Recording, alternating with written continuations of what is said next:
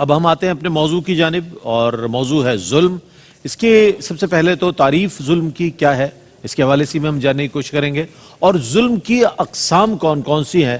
علامہ مفتی محمد اکمل مدنی صاحب سے میں گزارش کروں گا اس پر۔ اعوذ باللہ من الشیطان الرجیم، بسم اللہ الرحمن الرحیم۔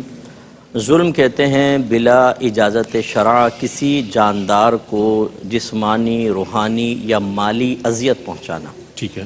جاندار کا لفظ ہم کہتے ہیں تو اس میں انسان، جانور، مسلمان، کافر سب شامل ہو گئے۔ اور جب بلا اجازت شرع کہا تو اس سے یہ استثناء ہوا اس چیز کا کہ اگر اجازت شرع کے ساتھ ہو تو بالکل جائز ہے۔ جیسے بعض جانور ایسے ہوتے ہیں جو موذی ہوتے ہیں، کٹکنا کتا ہے، کاٹنے والی بلی ہے، یا کوے ہیں، فواسق کہا حدیث میں، ان کو چیلوں کو بھی کہا۔ اس طرح چونٹیاں گھر میں بکثرت ہو جاتی ہیں، نقصان کا باعث بنتی ہیں، تو ان سب کو ہلاک کرنا جائز ہے۔ ایسے ہم قربانی کے لیے جانور ذبح کرتے ہیں جس کو بعض لوگ ظلم سے تعبیر کر دیتے ہیں، لیکن چونکہ یہ اجازت شرع کے ساتھ ہے اس لیے اس میں کوئی مسئلہ نہیں ہے۔ ٹھیک ہے۔ ایسی جج جو ہے وہ بعض وقت کمنٹس پاس کرتا ہے تو مجرم ہرٹ ہوتا ہے، اس کو جو رشتہ دار عدالت میں بیٹھے ہوتے ہیں وہ ہرٹ ہوتے ہیں۔ جب وکیل جرح کرتے ہیں تو یقیناً سامنے والے کے لیے باعث تکلیف ہوتا ہے۔ استاد شاگرد کو ڈانٹتا ہے، ہرٹ بھی ہوتا ہے، اور بعض وقت پنشمنٹ ہوتی ہے تو اس کو جسمانی تکلیف بھی ہوتی ہے۔ شوہر بیوی کو اگر شریعت کے مطابق سمجھا رہا ہے، ڈانٹ رہا ہے، اس کی دل آزاری ہو رہی ہے، یہ سب چونکہ اجازت شرع کے ساتھ ہیں تو یہ ظلم سے باہر ہوں گے۔ پھر اس کی جو اقسام ہیں دو طرح ہم تقسیم کر سکتے ہیں۔ ایک تو اس اعتبار سے، ذات کے اعتبار سے، کہ جس پر آپ ظلم کر رہے ہیں وہ ذات کون سی ہے، اپنی ذات ہے یا دوسروں کی ذات ہے۔ اگر اپنی ذات ہے تو اس کا مطلب یہ ہوتا ہے اپنی ذات پر ظلم کرنا کہ انسان خلاف شرع امور کو اختیار کرے۔ جیسے کافر کفر اختیار کرتے ہیں، ان کو ظالم قرار دیا گیا۔ ایسے کوئی آدمی چوری کرتا ہے، زنا کرتا ہے، غلط کام کرتا ہے تو ہم کہتے ہیں تم اپنی جان پر ظلم کر رہے ہو۔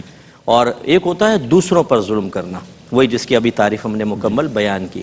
ایک اس اعتبار سے ہوتا ہے کہ جیسے ہم نے تین اس میں کنڈیشن بیان کی کہ جسمانی، مالی یا روحانی تکلیف پہنچانے کی۔ اس اعتبار سے ظلم کی تین قسمیں ہوتی ہیں۔ بعض اوقات بدنی تکلیف ہم پہنچاتے ہیں، مارتے ہیں، تھپڑ وغیرہ مار دیا۔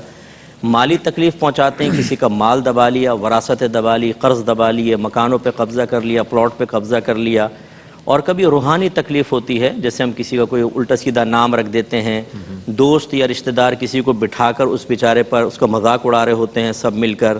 یہ خواتین خاص طور پہ، میری بہنیں ناراض نہ ہوں، مرد بھی کرتے ہیں لیکن بہنیں خاص طور پہ دلہن کے ساتھ کھڑی ہوں گی اور ناک بہت موٹی ہے اس کی، آنکھیں چھوٹی چھوٹی ہیں، دولہا چھوٹی عمر کا، یہ بڑی عمر کی ہے، یہ تو دلہن یہاں بیٹھی ہوئی ہے اور یہاں ان کے یہ پاکیزہ کمنٹس چل رہے ہیں جس سے وہ بیچاری کی دل ٹوٹ جاتا ہے، دل آزاری۔ تو اس اعتبار سے یہ ظلم کی تین قسمیں بنتی ہیں کہ بدنی ظلم، مالی اعتبار سے ظلم اور روحانی اعتبار سے ظلم۔ تو اگر یہ تفصیل ذہن میں رکھی جائے اور پھر ہماری ذات سے کسی کو تکلیف پہنچ رہی ہے، اس پوری تفصیل کی روشنی میں دیکھ لیں گے تو ہم یہ دیکھیں گے اگر اجازت شرع کے ساتھ ہے تو اس کو ظلم کہنا ایک ظلم ہے، اور اگر بلا اجازت شرع ہے تو واقعی وہ ظلم ہے، اس کو غیر ظلم کہنا ایک ظلم ہے۔